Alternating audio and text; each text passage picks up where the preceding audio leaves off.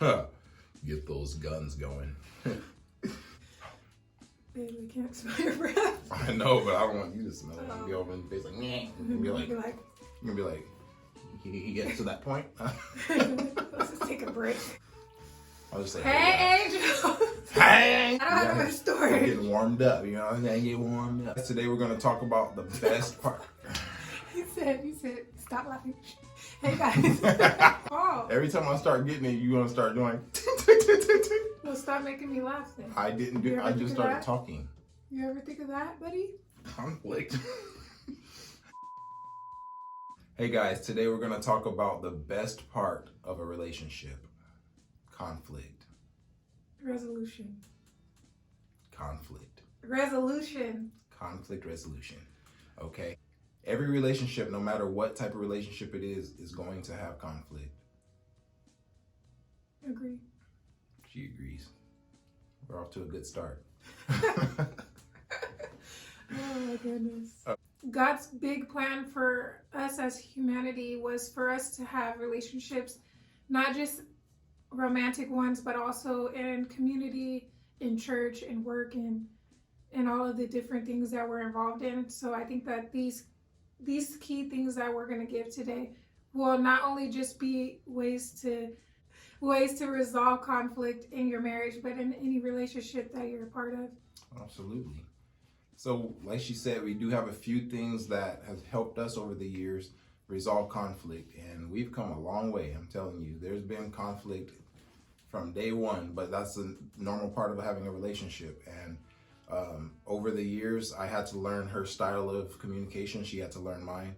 And through conflict, I'd say in the beginning was rough because I would want to handle things right away, and she would want to kind of wait for a little bit, and I wasn't able to do it. It's like I had to handle it right now. We need to talk about this right now before we move on. And over time, I've learned to give her space to just process the things that I'm saying to her, process the way that she's feeling. And I've learned that it's way better for me to do that, because then I get more out of her when I am ready to talk, or when she is ready to talk. Yeah, when we were watching Suits last night, when she said, I forgot her name, said to Harvey, when she's like, told him that you didn't give me time to process this, and if you can't, just to make yourself feel better, then maybe we won't get over this. I'm like, that is so true, because I think that for you don't want to he always says that I sweep things under the rug, but I think that is true. Sometimes I do, but in other instances, I do need time to process. And I think that for him, it's like he doesn't want to hold on to it, so he wants to hurry up and try to resolve it. But we've learned that some things do just take time. Yeah, I did. I was like, I wasn't aware of my own emotions in a lot of ways like I thought I was. I thought I had full control over how I was feeling and what I was thinking and all those things, but I really didn't.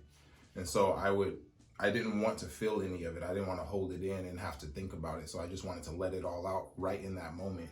Part of it was, not wanting to prolong anything or sweep anything under the rug. But the other part, what I realized is that I just had some issues when it came to controlling my emotions. So I think one of the biggest ways that I've grown is the ability to compromise and understand that my way isn't the only way, her way isn't the only way, but we can find a way to come together and not necessarily meet in the middle, but just come to an agreement moving forward to make the bigger picture a lot better.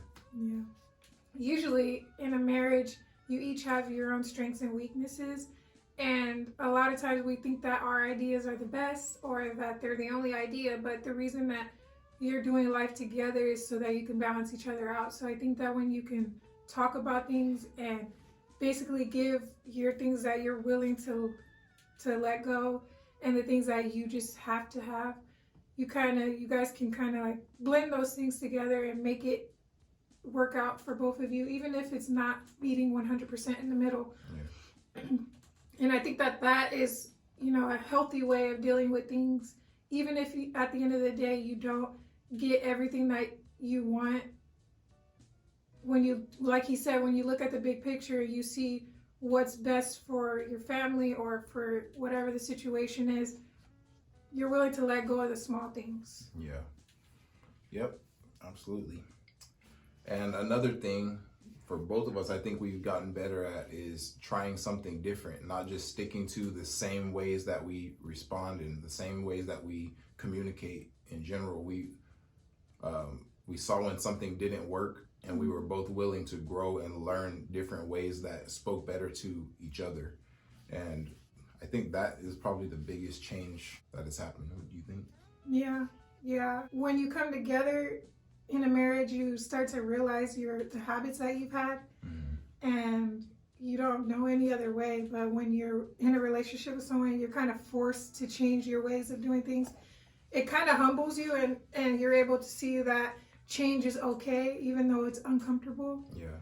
And at first, you're not going to like it, but over time, when you see the benefits of it and you see that it worked out, it gives you momentum to want to keep doing things differently. Because I know for me, I hated giving in at first, and I hated having to change the way that I saw things, but I was always willing to. And I think that when you're humble and you don't think you know everything, and you're willing to hear your partner out, or whoever it is that you're having conflict with, you are able to see things in a different way. And I believe that is why God wants community. Even if it's not just a relationship, he calls us to be in community with different people, because everybody has different ways of seeing things, and sometimes we need to open our eyes, to get out of habits that may not be healthy or may not be best for us. So piggy. Hey, Just a piggy, yeah. Just a piggy in the. Okay. Anyway, like she was saying, just trying different ways of doing things. One other thing for both of us also, we do a really good job of making adjustments and changing and growing. And I think the way that we respond to each other is also one of the biggest things that have changed over time. Because my response was always frustration or anger, and hers was always shutting down and not talking to me for 3 days. And and that's not a healthy way to go about life or a relationship. And when we were able to change the ways that we responded, choosing that, for me, I chose, instead of getting upset and wasting a whole 2-3 days, I'm just going to put my emotions aside and hear what she has to say. And even if I don't like it, choosing wisely and being intentional with the way that I respond to her, and responding to her in a way that she's going to receive it, and she's going to be okay afterwards. Yeah. The easiest way to do that is start your conversations off with prayer. Even if it's not together, maybe if you're having a big fight or a big blow up, go on your own and, seek God and ask him to change your heart or convict you if there's something that you need to change, or ask the Lord to convict your partner if there's something that your partner needs to change, because it's not our job to point the finger at each other. And I think that when we're able to give it to God and let him work in our spouses and not try to do that ourselves, it saves a lot of animosity. I can't make him be a certain thing or do things a certain way, even if I think that it'll be good for him. I've learned to just take it to prayer and to have God, move in his heart. And that has been so much more successful than me telling him, you need to do this, you need to do that. So having prayer before you have a conversation that's hard is very, very important. That actually brings me to the next point, which is to listen, not just to talk, but listen to respond. A lot of times, again, I deserve a lot of points for this video because I'm exposing myself, okay? But I learned how to respond to her, because before I would listen, she's talking, and I'm just waiting for her to be quiet. I already know what I'm gonna say. I already have it made up in my mind. Like, okay, well, as soon as she's done talking, I'm gonna let her have it. You know what I mean? And I had it ready to go. And over time, which it took a while, but now I'm able to respond. I'm listening to what she's saying, and I'm respecting the fact that she feels a certain way that's opposite of how I feel. And so I'm gonna look at that and make a choice to respond to that. to what she's saying, respond to her emotions, respond to how she actually feels. It's very important to keep in the back of your mind that your partner, your spouse, is your teammate. So you don't have to go into conflict trying to fight things out with each other. The end goal is always to come together, and when you remember that your spouse loves you and that you love them, you're able to take in what they're saying not as an attack but as legitimate feelings, and you're able to respect that and put aside how you feel for a moment and try to understand. Like you said, listen to respond, not to react, but also listen to understand what it is your partner is saying, because if you're just listening and so that you're thinking of a way to respond, sometimes you miss feeling what that person is feeling. Yeah, so I think true. that listening to understand is important too, and just remembering that you're on the same team, and at the end of the day, you want the same things. Ladies, just a little side note. I believe that God intended for our husbands to be the leaders of our house. So as hard as it may be, sometimes we do have to submit to them and let them lead. And it took me a long time to get here because I'm a very controlling person.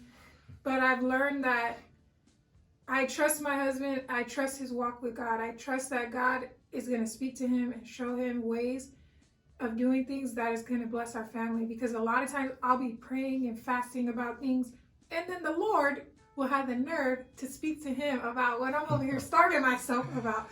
So but I feel like the Lord did that to show me that he's the leader of our house and the Lord is going to use him. So I have to submit to that, and it's beneficial. When you know that your husband is in right standing with God, you're able to trust that the Lord will anoint him to lead your family. That's a good point. Well, I like that point. But also, real quick, as a leader, and her being willing to respect me and submit to certain things, I have to make sure that I'm doing the right things and I'm in alignment with the will of God and I'm being led by God, because I'm not capable of doing things on my own. I'm not gonna make the right decisions all the time. But when I go to God and I'm waiting on God to give me direction, and then I use what he's given me to lead my family, now I'm taking care of my responsibilities and I'm earning the trust that she's putting in me. Yeah. And when you know that you're being led by God, you don't have to worry about your partner accepting it or not accepting it, because he'll do the work in them, like I was saying before. Yeah. Well, anything that is from God is of love, so it'll come out in the right way, so you will feel led to submit because the Lord will work in you to do that. Yep.